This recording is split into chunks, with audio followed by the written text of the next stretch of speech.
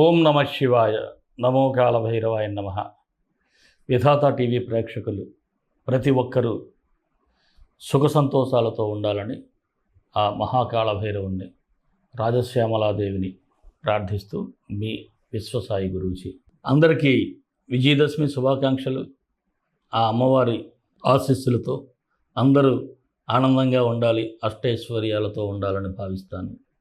ఆ మాత మీ అందరికీ ఆశీస్సులు ఇవ్వాలి. మరొక మాట ఏమిటంటే, నేను ఈ మధ్య చాలా కాలంగా బయటికి రావటం లేదు. చాలామంది అడుగుతున్నారు మన వాళ్ళు హైదరాబాద్ క్యాంప్ కోసం. నేను హైదరాబాద్లో అక్టోబర్ 7, 8, 9 తేదీల్లో నేను అవైలబుల్గా ఉంటాను. మీరు ఎవరైనా సరే నన్ను కలవాలనుకున్నా, లేదు మీ గృహంలోనే వాస్తు చూపించుకోవాలి అనుకున్నా, ఇటు జాతకం అటు సంఖ్యాశాస్త్రంతో పాటు వాస్తు కూడా చూపించుకోవాలి అనుకుంటే ముందుగానే మీరు అపాయింట్మెంట్ తీసుకోండి. స్క్రీన్ మీద స్క్రోల్ అవుతున్నటువంటి నెంబర్కి మీరు మెసేజ్ చేయండి. వెంటనే అపాయింట్మెంట్ తీసుకున్నట్లయితే నేను ఉండేది 3 రోజులే. అందువలన మీరు ఎవరైనా సరే మీ జాతక పరిశీలన కోసం కావచ్చు, అలాగే మీ నేమ్ కరెక్షన్ కోసం కావచ్చు, లేకపోతే మీ ఇంట్లో వాస్తు చూపించుకోవటానికి కావచ్చు. ఈ వాస్తులో జనరల్ వాస్తుతో పాటు జియోపతిక్ వాస్తు కూడా చూస్తాను. ఎందుకంటే ఎటువంటి కట్టడాన్ని కూడా కూల్చకుండా మన ఇంట్లో ప్రవేశిస్తున్నటువంటి నెగిటివ్ ఎనర్జీని బ్లాక్ చేయొచ్చు. దాన్ని కూడా మనం పరిశీలన చేసి అది బ్లాక్ చేసే మార్గాన్ని కూడా మీకు చెప్తాను. ముందుగానే మీరు అపాయింట్మెంట్ ఫిక్స్ చేసుకున్నట్లయితే మీకు నా యొక్క అవైలబిలిటీ ఉంటుంది. అలాగే మీకు అన్ని క్షుణ్ణంగా కూడా చూడగలుగుతాను. మరొక మాట ఏమిటంటే, ఎప్పట్లాగే మనం ముఖ్యంగా రేపు వచ్చేటువంటి అమావాస్యని మహాలయ అమావాస్య అంటారు. ఈ మహాలయ అమావాస్య రోజు పితృపక్షానికి శాంతి చేసుకుంటారు.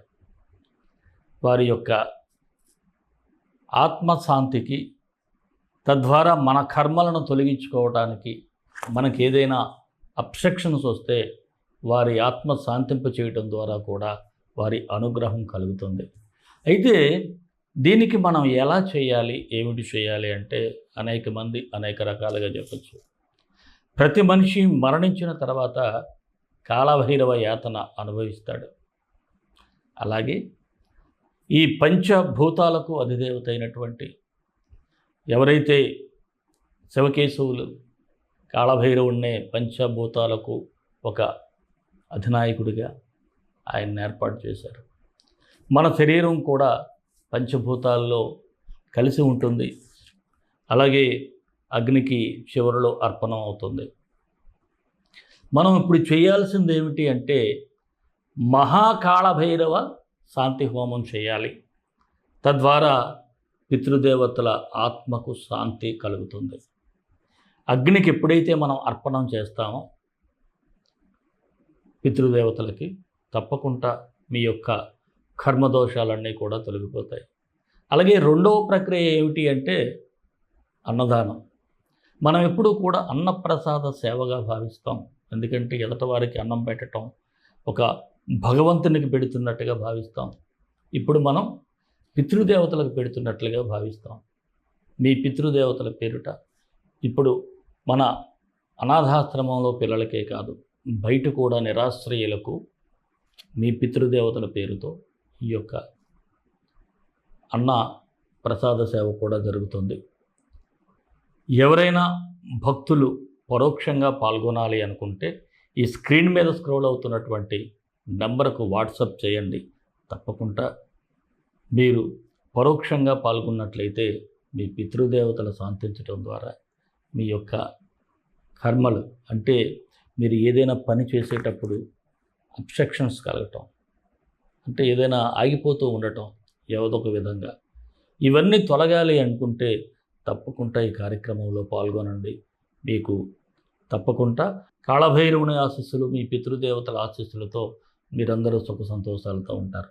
మరి రాశిఫలాలకు వెళ్ళే ముందు ఒక చిన్న మాట. మన వీడియోలన్నీ మీకు నచ్చుతాయని భావిస్తాను. మీ అందరికీ నచ్చాలని భావిస్తూ ఒక లైక్ ఇవ్వండి. అలాగే మన వీడియోల్ని మీ యొక్క బంధువులకు మిత్రులకు షేర్ చేయండి. ఎవరైనా మన ఛానల్ సబ్స్క్రైబ్ చేసుకోకపోతే వెంటనే సబ్స్క్రైబ్ చేసుకోండి. మరి రాశిఫలాల్లోకి వెళ్ళిపోదాం. సింహరాశి అక్టోబర్ 1 నుంచి 15 వరకు సింహరాశి వారికి సూచనలు, సలహాలు.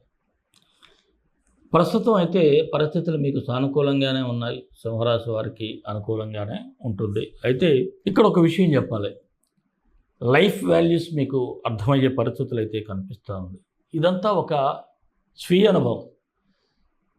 మీకు ఒక దీంట్లో గురుగాడు అప్పారావు గారు చెప్తారు, అనుభవం వస్తే కానీ తత్వం బోధపడదు.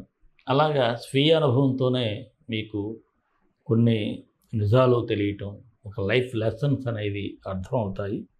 అయితే అక్టోబర్ 9 తర్వాత ఈ గురుడు ఎప్పుడైతే వక్రించి మేషరాశిలోకి వెళ్తాడో అంత మీకు మంచి రిజల్ట్స్ అయితే వచ్చేటువంటి, ఎందుకంటే గురుడు భాగ్యంలో ఉంటాడు కదా, అందువల్ల చాలా బాగుంటుంది, మంచి ఫలితాలు అయితే వస్తాయి.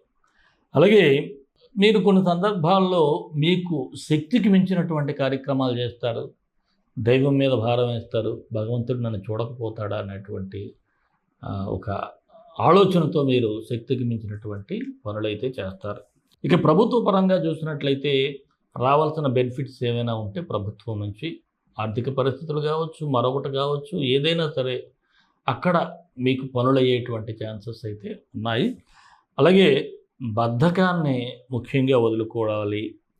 ముఖ్యంగా సర్దుకుపోయే మనస్తత్వాన్ని కూడా అలవాటు చేసుకోవాలి. కొన్ని సందర్భాల్లో మూర్ఖ పట్టుదల మాత్రం అంత మంచిది కాదు. ఇక గృహ నిర్మాణ ప్రయత్నాలు అయితే మీకు కలిసి వచ్చే సూచనలు ఉన్నాయి. అలాగే ఏదైనా ఒక అపార్ట్మెంట్ కానీ ఏదైనా కొనుక్కోవాలన్నా సరే రుణాలు అయితే మంజూరు అవుతాయి. అలాగే కొంతవరకు అడ్వాన్సులు పే చేయటం ఇవన్నీ బ్రహ్మాండంగా జరుగుతాయండి. ఇక ఏదైనా ఒక వివాదం ఉందనుకోండి, మీరు మధ్యవర్తిగా దూరమాకండి. దీనివలన మీరు చెడైపోతారు, మధ్యలో మీరు కాస్త ఇబ్బందులు పడేటువంటి ఛాన్సెస్ అయితే ఎక్కువగా ఉన్నాయి. అలాగే కోర్టు వ్యవహారాల్లో కూడా కాస్త జాగ్రత్తగా ఉండటం మంచిది. ఇక ఖర్చుల గురించి చూసినట్లయితే కేర్ఫుల్గా ఉండాలి, లేకపోతే అప్పులు అయిపోయే ఛాన్సెస్ అయితే ఉన్నాయి. అలాగే ఏదైనా ఆర్థికంగా ఏదైనా ఎక్కడైనా అందింది కదా అని చెప్పేసి దాన్ని పెట్టినట్లయితే మీకు ఎక్కడైతే ఈ రుణాలు ఉండిపోతాయో డెబిట్స్, అవి అలాగే అవుట్ స్టాండింగ్స్ ఉండిపోయేటువంటి పరిస్థితి అయితే ఉంది. ఇక నూతన వాహన వస్తువులు కొనుగోలు చేసుకునేటువంటి అవకాశాలు ఉన్నాయి. అయితే ఎలాంటి పరిస్థితుల్లో కూడా ముఖ్యంగా నేను చెప్పేది సహనాన్ని మాత్రం కోల్పోవద్దు. పేషెన్స్ అనేది చాలా ఇంపార్టెంట్ మీకు. ఇక తల్లిదండ్రుల ఆరోగ్యం మీద కూడా మీరు చాలా శ్రద్ధ అయితే వహించాలి. వివాహం కాని వారికైతే వివాహ ప్రయత్నాలు కూడా ఫలిస్తాయి. అలాగే నిరుద్యోగులకైతే ఒక మంచి ఛాన్సెస్ అయితే వస్తాయి. మిమ్మల్ని మీరు ప్రూవ్ చేసుకోండి. ముఖ్యంగా ఈ రాశి మహిళలకైతే ఈ ఉద్యోగ ప్రయత్నాల్లో సక్సెస్ అయితే కనిపిస్తూ ఉంది. రాజకీయ నాయకులకైతే అనుకూలంగా ఉంది. ప్రజలను మీ వైపు ఆకర్షించుకోవటానికి మీ ప్రయత్నాలు బాగా ఫలిస్తాయి. ప్రజలకు బాగా సహాయపడతారు కూడా మీరు. అలాగే ఉద్యోగస్తులకు కూడా గ్రహస్థితి అనుకూలంగా ఉన్నందువలన ఆఫీసులో ఎలాంటి సమస్య ఉన్నా సరే వాటి నుంచి ఇట్టే బయటపడతారు. అధికారుల ప్రశంసలు కూడా అందుకుంటారు. అలాగే ఏదైనా బదిలీలు ఉన్నా కూడా మీకు అనుకూలంగానే ఉంటాయి. వృత్తి వ్యాపారస్తులకైతే సానుకూలంగా ఉంది. వ్యాపారాలు పుంజుకునే ఛాన్సెస్ ఎక్కువగా ఉన్నాయి. అలాగే మీ వ్యాపారాలకి మౌత్ పబ్లిసిటీతోనే ఇంప్రూవ్మెంట్ అయితే కనిపిస్తూ ఉంది. ఇక జాయింట్ బిజినెస్ చేసేవారికైతే సానుకూలంగా ఉంది. షేర్ మార్కెట్ కూడా మీకు కాస్త లాభాలు తెచ్చిపెట్టేటువంటి పరిస్థితులు అయితే ఉన్నాయి. రియల్ ఎస్టేట్ వ్యాపారస్తులకు కూడా కాస్త అనుకూలంగానే కనిపిస్తూ ఉంది. చిరు వ్యాపారస్తులకి మాత్రం తప్పకుండా మీరు మంచి లాభాలు సంపాదిస్తారు. ఎంత శ్రమ పడితే అంత డబుల్ బెనిఫిట్ అయితే మీకు ఉంటుంది. కళారంగంలో ఉన్నవారికి టీవీ, సినీ పరిశ్రమ ఏదైనా సరే, ఈ కళారంగంలో ఉన్నవారికి అయితే విదేశీ ట్రిప్లు వెళ్ళటం, లేకపోతే ఎక్కడైనా సరే మంచి మంచి అవకాశాలు, గుర్తింపు కూడా లభిస్తూ ఉంది. విద్యార్థులకు బాగుంది. మీరు బాగా చదివితే మీ పర్సంటేజ్లు పెరుగుతూ ఉంటాయి. పోటీ పరీక్షల్లో విజయాలు సాధిస్తారు. ఇక ఉన్నత విద్య కోసం కూడా ఎవరైనా ఎక్కడికైనా విదేశాలు వెళ్ళాలనుకున్న ప్రయత్నాలు ప్రారంభించవచ్చు. మరి ఆరోగ్యపరంగా చూస్తే ఈ రాశి వారు చాలా కేర్ఫుల్గా ఉండాలి. చిన్నపాటి జ్వరాలు కావచ్చు, ఈ జాయింట్ పెయిన్స్ కావచ్చు, ఇలాంటివి వచ్చే ఛాన్సెస్ ఉన్నాయి. ఆహార నియమాలు కూడా పాటించాల్సినటువంటి పరిస్థితి అయితే ఉంది. మరి ప్రేమికులకైతే బాగానే ఉంది. మీ ప్రేమ ప్రయాణం హ్యాపీగా సాగిపోతుంది. మరి ఈ రాశి వారికి ఏ తేదీలు అనుకూలంగా ఉన్నాయి అంటే 4, 12, 14 చాలా బాగున్నాయి. ఈ తేదీల్లో మీరు ఏ ప్రయత్నం చేసినా సక్సెస్ అవుతుంది. 2, 7, 9 తేదీల్లో మాత్రం కాస్త మీ ఇష్టదైవాన్ని తలుచుకోవటం. ప్రతిరోజు నేను చెప్పిన మంత్ర సాధన చేస్తారు కాబట్టి అంత ఇబ్బంది అయితే ఏమి ఉండదు. మీరు జాగ్రత్తగా కాస్త మెడిటేషన్ చేసుకొని బయటకు వెళ్ళండి. మరి సింహరాశి వారికి మరిన్ని మంచి ఫలితాల కోసం విశ్వగురు సక్సెస్ మంత్రాలు పఠించండి, విజయాలు సాధించండి. ఈ రాశి వారు శని భగవానునికి మంత్రం పఠించాలి. శని గాయత్రి. ఓం కాకధ్వజాయ విద్మహే ఖడ్గ హస్తాయ ధీమహి తన్నో మంద ప్రచోదయాత్. ఈ మంత్రాన్ని 18 సార్లు ఉదయం సాయంత్రం పఠించండి. డిస్క్రిప్షన్లో ఇవ్వటం జరుగుతుంది. అన్నిటికంటే ముఖ్యంగా శనికి గురువైనటువంటి కాళభైరవుడిని మాత్రం విడిచిపెట్టుకోవడం. మన ఇష్టదైవం కాళభైరవుడు, కాళభైరవ గాయత్రి. కాళాయ విద్మహే కాళాతీతాయ ధీమహి తన్నో కాళభైరవ ప్రచోదయాత్. సర్వే జనా సుఖినో భవంతు, లోకా సమస్తా సుఖినో భవంతు. దేశం కోసం, ధర్మం కోసం, భారతీయ సంస్కృతి విలువల కోసం పాటుపడదాం. స్వస్తి.